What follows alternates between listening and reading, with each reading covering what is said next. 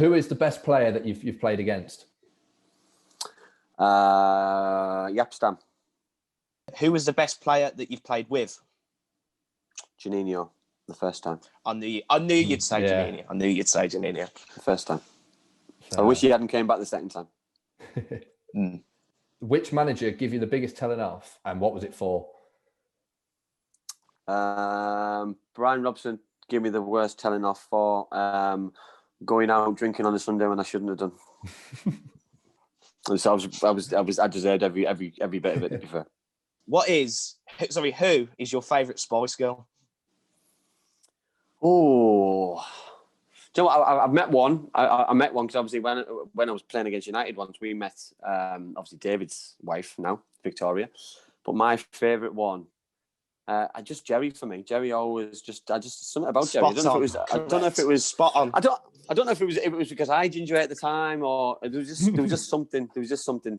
I don't know what it was. I can't really explain my answer, but I'm just gonna lay out there and just go Jerry. Yeah. Oh, well, I'm going to have to agree to disagree on that one. Right, good debate, though. This one is an even bigger debate. What's your favourite place to drink in Borough? Oh, best place to drink in Borough. I'm going to have to go back. So probably the times that I got told off by Brian Robson. So it was Rudd's Arms. So the Rudd's used to be busy on a Tuesday, and a Thursday and a Sunday. So, you know what I mean? To try and stay in on those 3 days was so hard. You know what I mean? But when you got a game on a Wednesday, it was easy. When you got a game on the Saturday, it was hard, and then when you just do it on a Sunday and and then you turn up for training on the Monday and get shouted at by Brown off and screamed at in your face, it's probably justified to be fair. What is the funniest football story that you are allowed to share? The famous one where Paul Gascoigne stole the bus. That we were ready to go to an away game. With Middlesbrough training ground at Rockcliffe, and the bus driver went to go and help Alex Smith, the kit man, load all the kit onto the bus for the journey. And Gazza got in the driver's seat, decided it was a great idea to drive all the players out of the training ground into Herworth village centre. He crashed the bus into probably 6 or 7 walls on the way out of the training complex, it caused absolute carnage. To be fair, the manager came on the bus, he wasn't very happy, and the bus driver came on, he wasn't very happy, and it was and the lads just didn't know if to laugh or to cry, and just think like, is that really just happened? But it felt like a really good idea at the time. Really a good idea, but he must have been such a character to be around. He must have been such a character to be around. Live wire. I look now and I feel sorry for him because obviously the way that things have planned out for him. But you know what? Listen, if there's one person to be around in your life, to get good vibes off and to just to feel good about, it's Paul. You know what I mean? Because he's had such a life and such a career and such, you know what I mean? He's a legend in his own right. Do you still speak to him now?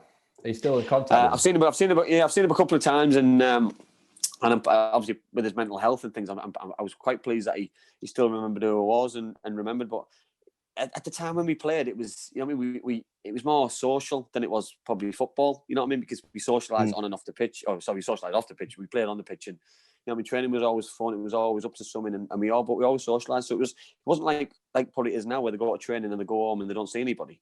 You know what I mean? We probably socialised at least twice a week. So it was, you know, I was only a young lad, so you're learning bad habits at a young age, but you know what I mean. But it was just a social norm. You know, it was quite a surreal thing where, you know what I mean, as a group you go out on a Saturday or a Sunday or both, and you know what I mean, as a young lad, it's enjoyable, but it kills you as well. It absolutely just ruins you, and just, you know what I mean, catches up on you when you get, you know what I mean. And that's probably put me off drink forever, because I don't drink half as much as what I used to when I was a player, which is just quite a surreal thing, really. And what's your favourite stadium that you've played at? I used to always love, apart from the teams that I played for, I used to love playing at St James's, just the atmosphere and how high it was, and just, it was always full. You know what I mean? That I don't think I ever really got a decent result there, but it was always a nice place to play. You know, never intimidating. It was just loud, noisy, good atmosphere, and yeah, it would have been amazing to get a positive result, because it might have been a little bit quieter, but it was just it was a nice place to play. Nice place to play. Just quickly off the back of that, can I ask, do you have any memories of Hardfield Road? Yeah, I remember a bad one. We played there, I think it was Boxing Day for Middlesbrough. I think we got heavily beaten. I think it was 2 or 3 nil. And we had to wear trainers that day because how icy and slippy the pitch was. Yeah. I remember I think I played left midfield that day. John Solarco played on the right. And that was a tough game anyway, because John was an athlete. He was a very quick player, got up and down, very fit. But I just couldn't believe, like nowadays, that game would never have been on. You know what I mean? Never, ever. You know what I mean? It was just, we were slipping all over the place. We couldn't get our foot in. No excuse, because it was the same for both teams, but they just handled it a lot better than us. And with us just getting promoted, it was like, we use it as an excuse a little bit that it's a pitch. You know what I mean? But we got beaten by the better side. You know, I remember Paul Williams played centre half, and I had a proper side, proper team. Yeah. Should never have left. Who was your idol growing up? I had two. I had an international one, which was Gary Lineker. You know, I mean, the goals he scored. And I was a big England fan, but club-wise, I was a big Middlesbrough fan. So Bernie Slaven, you know, I listened and watched the games at Edison Park and Holgate, and in the celebration, used to, you know what I mean. And to be friends with him now, and to be able to pick the phone up and ring him, it's great, because you know what I mean. He doesn't probably see. I'm a super fan. Listen, you know what I mean. I love him. I love him a bit, and every time he puts something on social media, I always comment and I always make sure that I tell him again, because that's what I think. For me, it's he needs to understand that he's, you know what I mean. He's a normal bloke, yes he is, but he's an idol to many. And if it wasn't for someone like him, he gave me an opportunity to show that I want to emulate what he's done. I'll try to. What's your favourite holiday destination? I'd probably say Dubai. I've been there I've probably been there 5 or 6 times. I went there first before it was, while it was desert, you know what I mean? Before it was quite publicised, and before it was quite as busy as it is with everything what's gone on there, and all the changes and things. So yeah, I'd probably say that. And it was just probably the weather, how nice it was, but how you could tell it was quite a wealthy country at the time, and obviously it's proved that to be. What's your favourite box set or TV series? I love Luther. I just love a bit of drama, bit of policing. You know what I mean? A few dead bodies here and there, and an outcome at the end. So yeah, probably Luther. What's your go-to drink on a night out?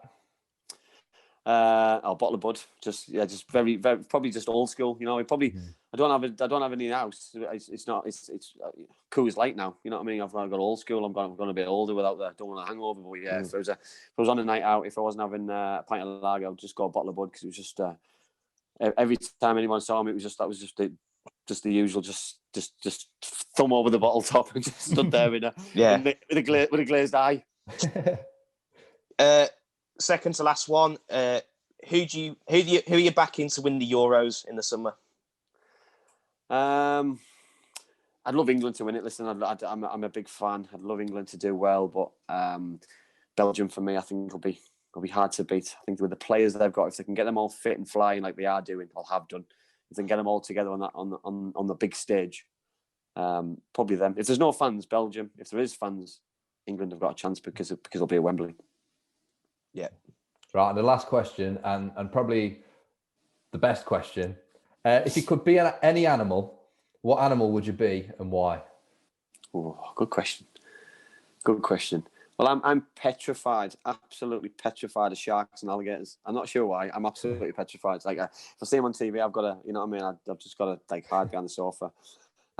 So I'd probabbe say one of those two, because you know what I mean. I think I'd probably face my fears a little bit, and I'd probably intimidate a lot more people than what I do now. So I'd probably go alligator. Not an animal, but I'd go alligator. Oh, brilliant choice. Question number 1, Andy. You made your Borough debut against Sheffield Wednesday as an 83rd minute substitute. Who did you come on for? Chris Freestone, I think. That is correct. That's correct. I think. Right. Only because he scored. Yeah. He scored and had a really good game, so I know that. Yeah, so you got that one right. Right, question number 2. In January 2002, you scored a goal for Middlesbrough to put Manchester United out of the FA Cup. But who was in goal for United that day? That was Fabian Barthez. That was 19 years yesterday, I believe. I think it was, yeah, that's correct. Yeah. Question number 3. Who did your final Borough appearance come against? I think it was the game after Man United. I think it was Sunderland away. It was Charlton Athletic at home. No, was it? Oh, there we go. Learn something new every day. Question number 4. How many appearances did you make in your loan spell at Bolton Wanderers? I'll go for 8. We've got 6 here. Oh, there we go. Yeah. I knew it was. I knew it wasn't many. I was on there for a month, so I went for a round number. I went for 2 a week for a month. In the 2002 playoffs with Cardiff City, you lost on aggregate to Stoke City in the semi-finals. However, you did win the first leg 2-1. Who opened the scoring for the Bluebirds that night? Oh, it's a good question. It's a very good question. I'm going to go Peter Thorne. I'm not sure why, but I'll go Peter Thorne. It was Robert Earnshaw. Was it Ernie? Was it? It was one or the other. 50-50 chance. Yeah. Not doing very well, am I? No. Well, you've still got 5 more. So question number 6. The following season, you avenged your playoff heartache by defeating Bristol City in the semi-finals and Queen's Park Rangers in the final. Who were the managers of Bristol City and QPR that season?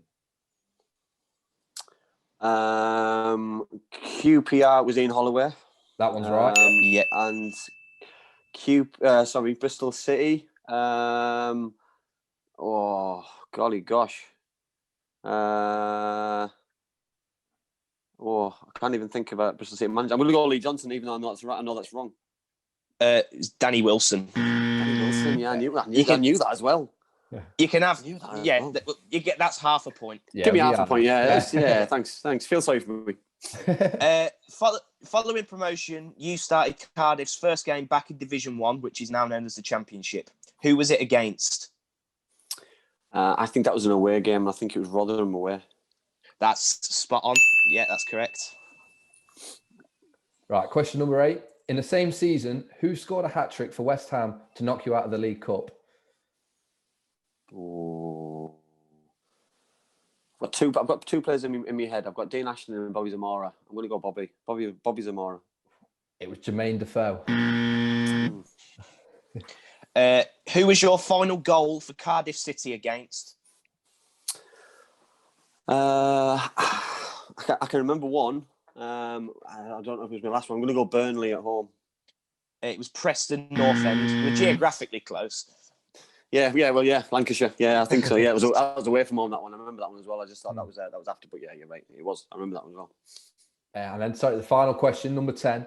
In 2005, you signed for Scottish Premiership side Dunfermline, who ended up finishing second bottom and as a result narrowly avoided relegation.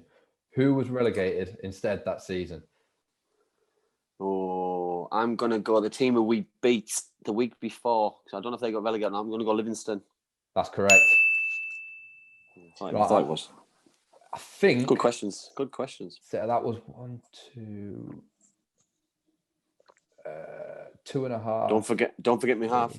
I know. I think I've got 4.5, but we'll count up at the end just to double check. Not bad going. Yeah, I'll take that. To be fair, some difficult questions there.